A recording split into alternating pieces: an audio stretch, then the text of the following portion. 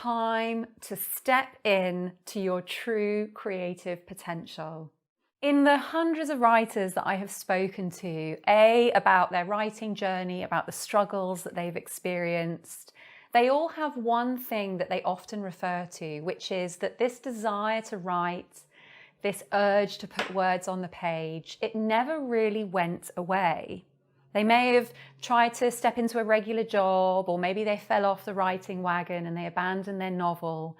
But eventually it comes around again. We can't fully turn our back on that urge. So we want to find a way to give our creative potential the conditions in which it can grow. Often what can happen is that we can have this urge to write, we can have this desire to express ourselves, to tell stories, to move people with our words.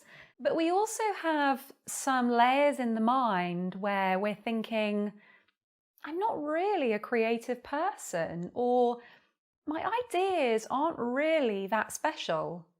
So really this video is to start to get you to make that pure connection with that urge within you. It's there for a reason. It's very unique to have that desire to write, and it doesn't matter how gentle or soft that desire is. Because as we know, we can always improve, we can always strengthen. It just takes practice, it takes dedication. So often when I'm working with writers, it might be I'm doing a workshop or I'm working one-to-one, what will come up is that as a child, they were creative, or as a child, they had certain games that they loved to play. This childlike, innocent experience of just losing yourself in your imagination. So we've all got that point of reference from our childhood where we were unrestricted, where we could play for hours, where we could survive purely on our imagination. It was nourishing. So I want you to start to think about your childhood, and I want you to start to think about some of the things that you used to do. Maybe there were things that you used to make, or maybe it was even in your childhood that you were writing stories, or perhaps you were playing games that involved certain narratives that you had to create or make up. Or perhaps you remember playing with your friends and always being the one to explain the parameters of a game that you had come up with. Or perhaps you were entertaining your friends with stories, or entertaining your family with stories. What did you get up to as a child? How did you feel as a child when you were involved in one of your games or one of your lovely imaginings? What did you used to think of the world? What did you used to believe in? All of those practices are there, that creativity that resides within you. And what is so wonderful about creativity is that it is unique to us as people. Often we can look at somebody else and we can think they have really good ideas, or the way they write is so incredible, and we get into that comparison game.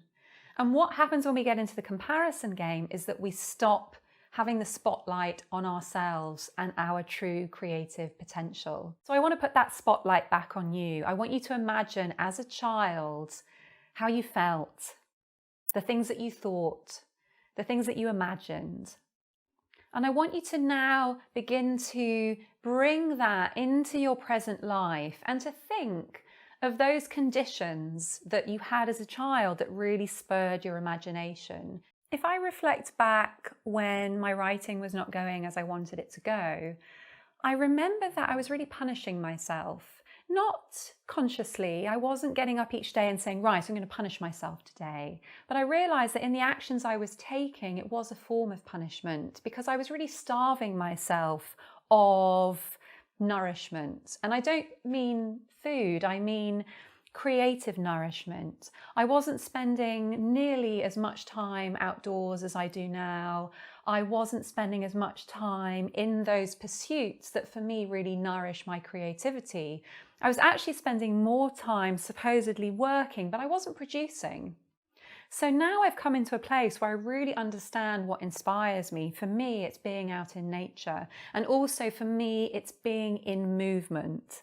So it might be that I'm out in nature and I'm walking, or I'm exercising, or I'm dancing, but also it might be that I'm outside and I'm looking for movement. I'm noticing, for example, the way that the wind is blowing the branches of a tree, and so that when I walk past, it's almost as if the tree is greeting me.